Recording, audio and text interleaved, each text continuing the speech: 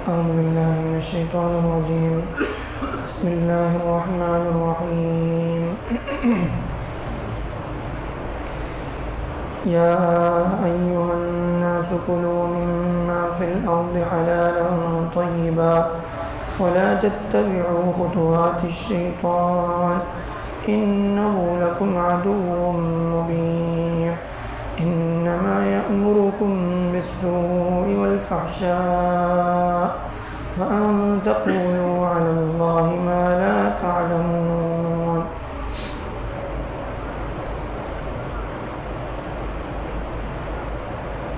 کل جیسا کہ تذکرہ آیا تھا کہ اللہ نے تمام لوگوں کو مخاطب کر کے فرمایا کہ زمین کی حلال اور پاکیزہ چیزیں کھائیں. پھر آگے اللہ نے انسان کے سب سے بڑے دشمن، ازلی دشمن اور کھلا ہوا دشمن جو کہ شیطان ہے، اس سے جو ہے آگاہ فرمایا کہ میں شیطان کے راستے کی پیروی مت کرو، وہ تمہارا کھلا ہوا دشمن ہے. اب شیطان کا راستہ کیا ہے؟ وہ تو برائیوں کا حکم دیتا ہے، برے جذبات پیدا ہو رہے ہیں تو اس کا مطلب یہ ہے کہ شیطان جو ہے وہ اپنا کام کر رہا ہے یا بے حیائی کا حکم دے رہا ہے، غلط خواہشات کی طرف جو ہے وہ کھینچ رہا ہے. تو یہ شیطان کا کام ہے، یہ شیطانی عمل ہے، یہ شیطانی راستہ ہے. اور وہ ان تقولوا علی اللہ ما لا تعلمون، اور اللہ کے سلسلے میں، اللہ کی ذات کے سلسلے میں، اللہ کی صفات کے سلسلے میں ایسی باتیں جو ہیں ذہن میں، دماغ میں آ رہی ہیں جس کے بارے میں انسان کو جو ہے کوئی علم نہیں ہے، کسی ٹھوس دلیل کی بنیاد پر انسان وہ بات نہیں کر رہا ہے، بلکہ صرف جو ہے اس کے خیال میں اس طرح سے آ رہا ہے. تو یہ شیطان کا شیطانی عمل ہے. شیطان اس طرح سے جو ہے انسانوں کو اور خاص کر کے ایمان والوں کو گمراہ کرنے کی کوشش کرتا ہے. ایک حدیث میں اللہ کے نبی صلی اللہ علیہ وسلم نے فرمایا کہ شیطان جو ہے وہ اپنا عرش لگا کر پانی پر بیٹھتا ہے، پھر اپنے جو ہے چیلوں کو بیچتا ہے دنیا میں، اور جو جتنے زیادہ فتنے کر کے زمین میں جو ہے بگاڑ پھیلا کر آتا ہے اس کو شیطان کے پاس، یعنی ابلیس کے پاس، شیطان میں جو ابلیس جو ہے وہ شیطان کا سب سے بڑا سردار ہے، اس کو سب سے مقرب شیطان کرتا ہے کہ جو سب سے بڑے بڑے فتنے کر کے آتا ہے. کوئی آتا ہے کہتا ہے میں نے فلاں کام کیا، فلاں کام کیا، ایسے تو نے کچھ نہیں کیا. کوئی آ کر جو ہے پھر ایک شیطان آ کر، ایک جو ہے اس کا چیلا آ کر کہتا ہے کہ میں نے 2 آدمیوں کو اتنا لڑایا کہ شوہر بیوی میں نے جدائی کر دی. وہ اس کو بہت شاباشی دیتا ہے، اس کو اپنے سے قریب کرتا ہے. تو اس کا شیطان کا جو ہے یہ باقاعدہ ایک، یعنی اس کا کام چلتا ہی رہتا ہے ہر طرف سے جو ہے وہ. لیکن وہ کرتا کیا ہے؟ وہ صرف جو ہے انسان کو بہکا سکتا ہے، وسوسے ڈالتا ہے، غلط خیالات پیدا کرتا ہے، لیکن انسان کے اوپر اس کا بس نہیں چلتا. اسی لیے قیامت کے دن جو ہے جب شیطان انسانوں کے سامنے ہوگا اور اللہ کی طرف سے لوگوں کے فیصلے کا وقت ہوگا اور لوگ یعنی فیصلے سے فارغ ہوں گے تو لوگ کہیں گے، تو اس وقت شیطان کہے گا وقال الشیطان لما قضی الامر ان اللہ وعدکم وعد الحق. شیطان کہے گا اللہ نے جو تم سے وعدے کیے تھے، اللہ اور اس کے رسول کی طرف سے تمہیں جو وعدے سنائے گئے وہ سب برحق تھے، اور میں نے جو وعدے کیے وہ میں نے اس کی میں نے خلاف ورزی کی. شیطان بڑے بڑے وعدے کرواتا ہے اور بڑی جو ہے بڑے فائدے دکھاتا ہے، اللہ کے نافرمانیوں میں، گناہوں میں لذتیں بتاتا ہے، اور وہ